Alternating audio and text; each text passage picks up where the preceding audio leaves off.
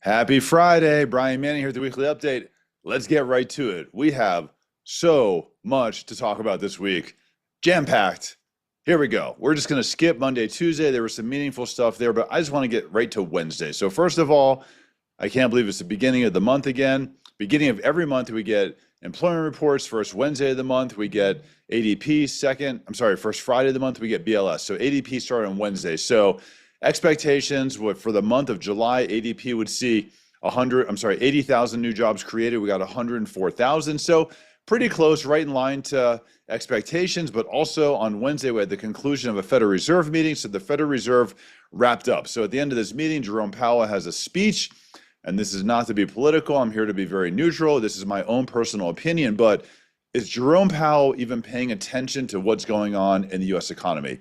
He says that the labor market is strong and we're on a solid footing here. We don't have to do anything and we're going to keep rates exactly where they are. Well, for the first time in 33 years, we had two Fed governors dissent on this. You had Fed Governor Waller and Fed Governor Michelle Bowman that said, hey, we think you're wrong. We think that we should be cutting rates right now, which never happens. You never see a dissent like this in the Federal Reserve. And Michelle Bowman very specifically said that we don't think we should be looking at tariffs as an impact on inflation because tariffs are a one-time cost. So if she did the math and she ripped tariffs out of the calculation, she said that she feels like inflation is really in that 2.5% range. So here you are, two Fed governors dissenting against Jerome Powell saying, hey, we disagree with you. We don't think everything is as it should be right now. We think we need to be cutting interest rates. Well, we also get PCE that day, personal consumption expenditure. This is the Federal Reserve's favorite gauge of inflation. The headline number and the core number are actually the same. We're only up 0.3%. What's interesting, though, if we strip out volatile items and we just look at what the costs are for us as consumers across the country, that only was going up at a rate of 0.11%. So inflation seems to have calmed down, yet Jerome Powell says, I think inflation is out of control. I think we have to look at this with tariffs and we shouldn't do anything. Don't understand it. Today, Friday, the truth will set us free. BLS report comes out. Finally, for the first time in months, we get accurate numbers. I've been talking forever about the inaccuracy of the report. And when you have an inaccuracy in the report and it shows strong numbers, the markets react and mortgage rates react. So today, finally, this is employment for the month of July, came out and said that we had 73,000 jobs that were created in the month of July, less than anticipated. Also, majority of those jobs, almost all of them, were in healthcare and social services. Well, the economy does not really impact jobs in healthcare and social services because those jobs are always going to exist, and that's where all the employment was taking place. For the longest time, the BLS has been saying that leisure and hospitality has been growing substantially on a month-by-month basis. Well, here we are with Airbnb being down, travel being down. All of a sudden, this is the first time where we actually got an accurate report from the BLS that gave us the true numbers. Now, the biggest problem I have is this. Now they give us revisions, and this is what I've been talking about for months. So the revisions in this report for the prior 2 months was 258,000 jobs.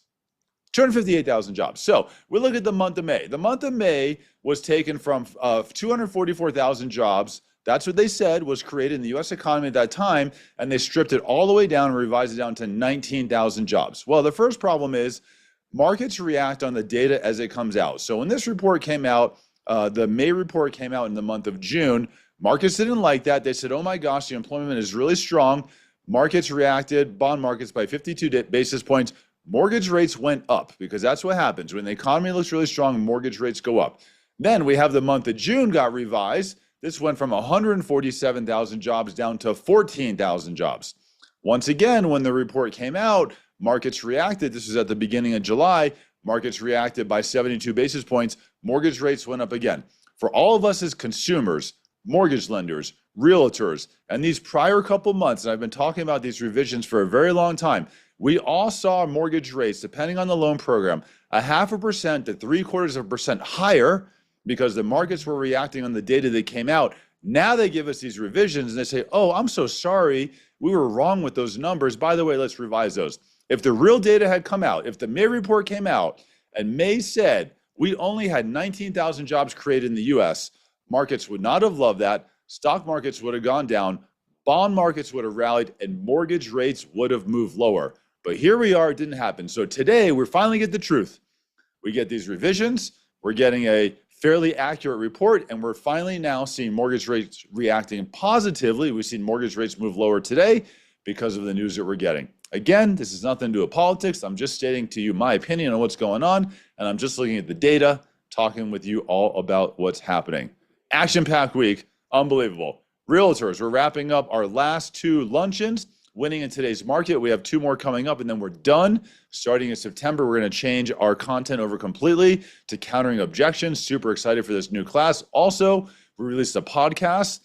This week was our first actual live version of a podcast. We went out, we're interviewing Little John. Little John's a concert promoter. He's primary concert promoter here in Denver. Our goal in this podcast is to interview people, especially in other industries. But my goal is to figure out what are they doing in their life to kind of create this flow. I just think balance is bullshit. I think nobody has balance in their life, especially high-performing people. So I'm going through and I'm talking to people, and I'm trying to figure out, well, if we don't think balance is real, what are you doing in your life to kind of create this flow? So if you have any interest in learning about that, check out our podcast. We have a lot of amazing episodes that will be coming up and released on a week-by-week basis for a very long time in front of us. Happy Friday. Have a great day.